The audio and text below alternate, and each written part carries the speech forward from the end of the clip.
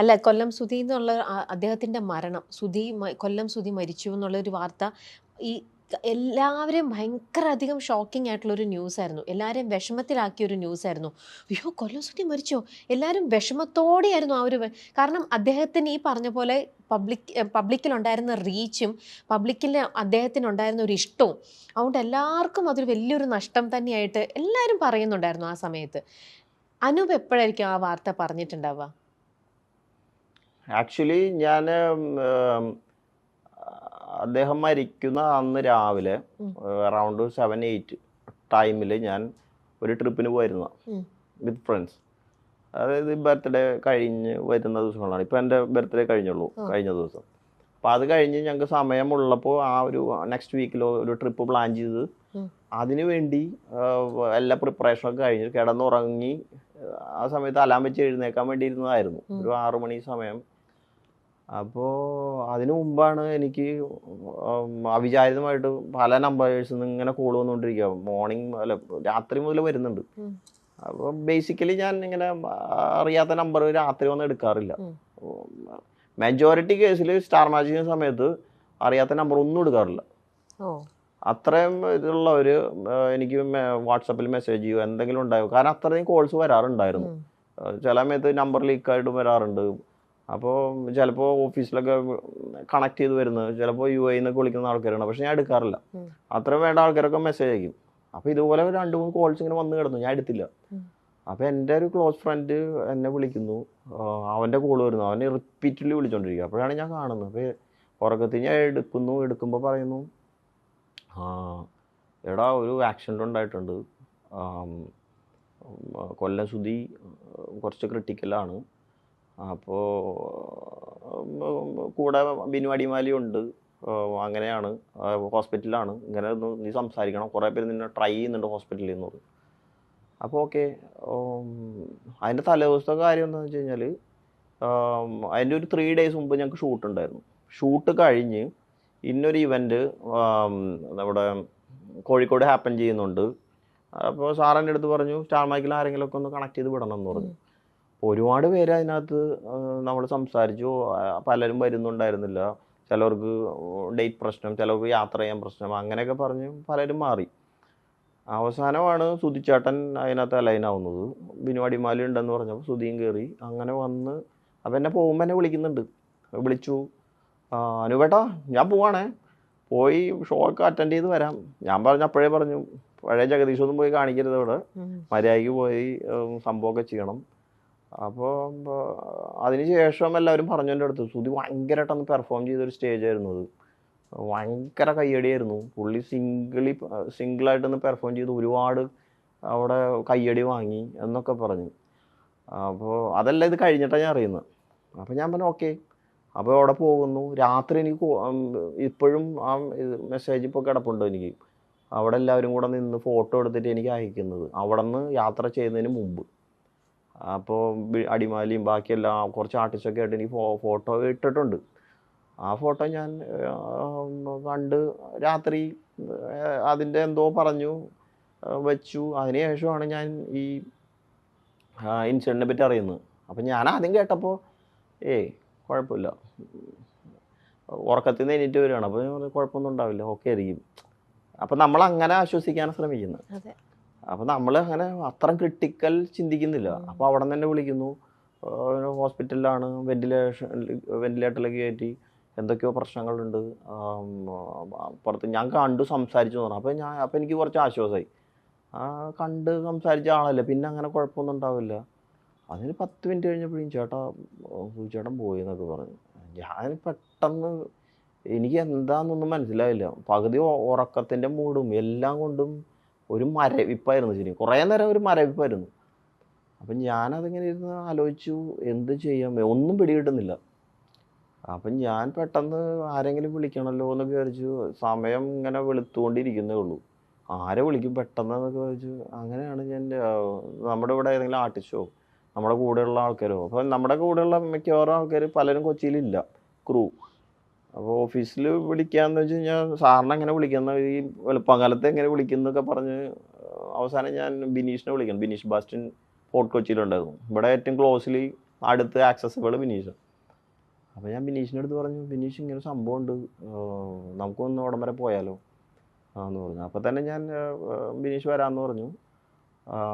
അപ്പോൾ തന്നെ ഓഫീസിൽ വിളിക്കുന്നു, 2-3 പേരൊക്കെ ഇട്ട് സംസാരിക്കുന്നു. അപ്പോൾ അവിടുത്തെ ഡ്രൈവേഴ്സൊക്കെ ഉണ്ടായിരുന്നു, ഫ്ലവേഴ്സിൻ്റെ ഡ്രൈവർ ഉണ്ടായിരുന്നു. അപ്പോൾ അവരുടെ കൂടെയുള്ള അറ്റാച്ച് ചെയ്തിട്ടുള്ള വേറെ ഡ്രൈവേഴ്സ് പിന്നാലെ വന്നു, അവരൊക്കെ എൻ്റെ അടുത്ത് സംസാരിക്കുന്നുണ്ട്.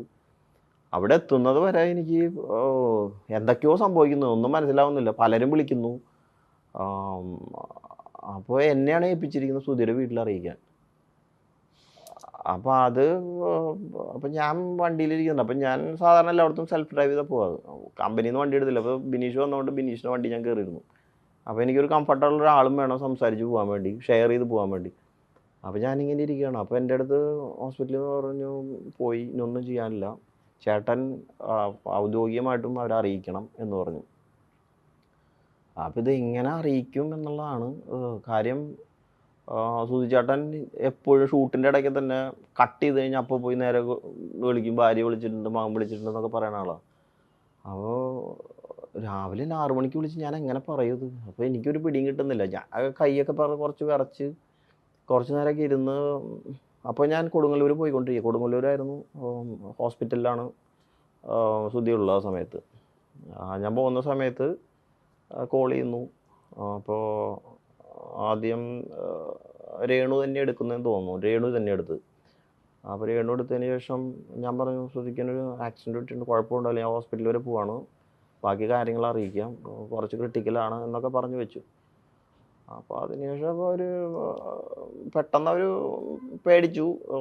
ഞാൻ പറഞ്ഞു കുഴപ്പമില്ല, ഞാൻ അവിടെ പോയിട്ട് എല്ലാം ടേക്ക് കെയർ ചെയ്തതിന് ശേഷം വിളിക്കാം. പക്ഷേ എനിക്ക് ഒറ്റയടിക്ക് പറയാൻ പറ്റുന്നില്ല, മരിച്ചു പോയെന്നൊക്കെ ഇങ്ങനെ ഇത്രയും വെളുപ്പാങ്കാലത്തൊക്കെ പറയാൻ പറ്റുക. അപ്പോൾ ഞാൻ വിചാരിച്ചു അവിടെ ആരെങ്കിലും അടുത്ത് ഉള്ള ആൾക്കാരെ അസൈൻ ചെയ്ത് ഡയറക്റ്റ് പോയി പറയാമെന്നൊക്കെ വിചാരിച്ചപ്പോൾ ആരെയും ആക്സസിബിൾ ആയിട്ടില്ല. ആ സമയത്ത് ഐശ്വര്യ ഉണ്ടായിരുന്നു, നമ്മുടെ സ്റ്റാർ മാജിക്കിൽ.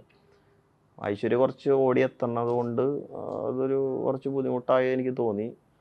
അപ്പോൾ ആർക്കും വീട് അറിഞ്ഞൂടാ കറക്റ്റ്. അതിനുശേഷം രണ്ടാമത് ഞാൻ കോൾ എടുക്കുകയാണ്. അപ്പോൾ ശ്രുതിയുടെ മകനെടുത്തു. അപ്പോൾ ഞാൻ പറഞ്ഞു, അച്ഛൻ പോയടാന്ന് പറഞ്ഞു. അപ്പോൾ അവനാദ്യം ചോദിച്ചു, ചേട്ടാ അച്ഛൻ എന്താ പറ്റി? ഞാൻ പറഞ്ഞു, ഇങ്ങനെ ആക്സിഡൻറ്റ് ഉണ്ടായി, അച്ഛൻ പോയി. ഒന്നും എനിക്ക് പെട്ടെന്ന് എങ്ങനെയാണത് അവതരിപ്പിക്കേണ്ടതെന്ന് പോലും ഞാൻ മറന്നുപോയി. കാരണം എൻ്റെ വീട്ടിൽ ഒരാളുടെ അടുത്ത് അവതരിക്കുന്ന പോലെ എനിക്ക് ആ സമയത്ത് ഫീൽ ചെയ്തു. അപ്പോൾ അവൻ്റെ ഒരു കരച്ചിൽ ഇപ്പോഴും ഉണ്ട്, എനിക്കിപ്പോഴും ചെവിയിൽ കേൾക്കാം. രാവിലെ എഴുന്നേറ്റിട്ടുള്ളൂ. കാരണം അവന് ഭയങ്കര അറ്റാച്ച്ഡ് ആയിരുന്നു അച്ഛനായിട്ട്. എനിക്ക് ആരൊക്കെയോ എൻ്റെ ഫോൺ വിളിച്ച് സംസാരിക്കുന്നുണ്ട്, തൊട്ടടുത്തുള്ള ആൾക്കാർ ആരൊക്കെയോ കുറേ നേരം, ഒരു 5 മിനിറ്റ് നേരത്തേക്ക് എന്തൊക്കെയോ നടന്ന് എനിക്ക് ഇപ്പോഴും ഓർത്തെടുക്കാൻ പറ്റുന്നില്ല. അത്രയും വികാരഭരിതമായിട്ടുള്ളൊരു സമയമായിരുന്നു ആ സമയത്ത് പോയിക്കൊണ്ടിരുന്നത്. അപ്പോൾ അതിനുശേഷം ഞാൻ അവിടെ എത്തുന്നു. എത്തിയപ്പോഴും ശ്രീകണ്ഠൻ സാറൊക്കെ വന്നു. അപ്പോൾ ഞങ്ങൾ സംസാരിക്കുന്നു, ഡോക്ടേഴ്സായിട്ട് സംസാരിക്കുന്നു. എന്താണ് സംഭവിച്ചത് എന്നും കൃത്യമായിട്ട് മനസ്സിലാവുന്നില്ല. കാരണം പലരും കേട്ടിട്ടുള്ള ഇതാണ്, ആക്സിഡൻറ്റ് സംഭവിച്ചു ഇങ്ങനെയാണ്. അപ്പോൾ വീട്ടിൽ നിന്ന് വിളിക്കുന്നു. അത് കഴിഞ്ഞ് രേണു എന്നെ വിളിക്കുന്നു, ചേട്ടാ എന്താ സംഭവിച്ചത്? ഞങ്ങൾക്ക് ആരുമില്ല, ഇനിയിപ്പോൾ എന്താ? ഞാൻ പറഞ്ഞു, ഞാനിപ്പോൾ ഹോസ്പിറ്റലിലെത്തും, എത്തിയതിന് ശേഷം പറയാം എന്നൊക്കെ പറഞ്ഞു. എനിക്ക് ആക്ച്വലി അവരെ ഹാൻഡിൽ ചെയ്യാൻ വളരെ പാടായിരുന്നു. അപ്പോഴേക്കും ഞാൻ ഐശ്വര്യനെ അവരെ വീട്ടിലേക്ക് എത്തിക്കുന്നു, അവരെ ടേക്ക് കെയർ ചെയ്യാൻ പറയുന്നു. നെക്സ്റ്റ് എന്താന്ന് ഒരു കാര്യങ്ങളും നമ്മൾ ഏറ്റെടുത്തിട്ടില്ല, എന്താ ചെയ്യേണ്ടതെന്ന് പോലും അറിയത്തില്ല. അപ്പോൾ കിച്ചുവാണ് എന്നെ ഇങ്ങനെ വിളിച്ചുകൊണ്ടിരിക്കുന്നത്. കിച്ചുവിനെ എനിക്ക് ആശ്വസിപ്പിക്കാൻ പറ്റുന്നില്ല. കിച്ചു അത്രയ്ക്കും അച്ഛനായിട്ട് അറ്റാച്ച്ഡ് ആയിരുന്നു. കാര്യം ഷൂട്ടിനൊക്കെ വരുമ്പോൾ മിക്ക സമയത്തും കിച്ചു ഉണ്ടാവും. ഫ്ലോറിലേക്ക് വന്നില്ലെങ്കിൽ പോലും ട്രാവൽ ചെയ്യുന്നതും ഈ അവസാന നാളുകളിലൊക്കെ സൂചിച്ചാടിൻ്റെ കൂടെ ഡ്രൈവ് ചെയ്ത് വന്നിരുന്ന കിച്ചുവായിരുന്നു. അപ്പോൾ അവനിങ്ങനെ സംസാരിക്കേണ്ട, ഇനി ഞാൻ എന്ത് ചെയ്യും ചേട്ടാന്ന് ചോദിച്ചിട്ട് നമുക്ക് ആ സമയത്ത് റിപ്ലൈ ഇല്ല പലതിനും. നമ്മൾ തന്നെ ഒരു പ്രോഗ്രാമിന് വിട്ടിട്ട്, കമ്പനി പ്രോഗ്രാം തന്നെയാണല്ലോ, അപ്പോൾ നമ്മളതിൻ്റെ റെസ്പോൺസിബിളാണ്. അവരെ ടേക്ക് കെയർ ചെയ്യേണ്ട ജോലി നമ്മുടെയാണ്. അതിലൂടെ പോകുമ്പോഴാണ് നമുക്ക് മനസ്സിലാവത്തുള്ളൂ എത്ര ഡീപ്പാണത്. എനിക്കത് ഇപ്പോഴും മനസ്സിൽ കിടക്കുന്ന ഒരു ഇൻസിഡൻ്റ്. അതുകൊണ്ടാണ് എനിക്ക് ഒരുപാട് ഓർത്തെടുക്കാതെ തന്നെ പറയാൻ പറ്റുന്നത്. പിന്നെ ഞങ്ങൾ അവിടെ കയറി കാണുന്നു, അപ്പോഴേക്കും കുറച്ച് ആൾക്കാരൊക്കെ വന്നു. ഓ, എല്ലാം അതിൻ്റെതായ പെട്ടെന്ന് കാര്യങ്ങളൊക്കെ നടക്കുന്നുണ്ടായിരുന്നു. ഒരുപാട് പേര് വരുന്നു, കാണുന്നു. ഓ, ഞാൻ നേരെ അതിനുശേഷം എന്നെ ഡോക്ടർ പറയുന്നു കാണണമെന്ന് വിചാരിച്ചു. അപ്പോൾ ഞാൻ കാണണമെന്ന് പറഞ്ഞു. കണ്ട് അപ്പോൾ മോർച്ചറിയിലായിരുന്നു. കയറുന്നു. അനൂപ് ചെന്നപ്പോൾ ആ, മോർച്ചറിയിലായിരുന്നു. മോർച്ചറിയിലായിരുന്നു. അപ്പോൾ അങ്ങോട്ട് മാറ്റിയിരുന്നു. അതൊക്കെ പെട്ടെന്നായിരുന്നു. അപ്പോൾ ഇല്ല, നമ്മളത് 2 ദിവസം മുമ്പ് കണ്ട അതേപോലെ തന്നെ ഒരാൾ കിടക്കുന്നു. എനിക്ക് ആക്ച്വലി അത് കൺട്രോൾ ചെയ്യാൻ പറ്റുന്നുണ്ടായിരുന്നില്ല. വിനീഷാണ് എന്നെ പിന്നെ ചേർത്ത് പിടിച്ച് പുറത്ത് കൊണ്ടുപോയത്. ഇപ്പോഴും ആ സിറ്റുവേഷൻ എൻ്റെ മനസ്സിലുണ്ട്, കണ്ണിലുണ്ട് ഇപ്പോഴും.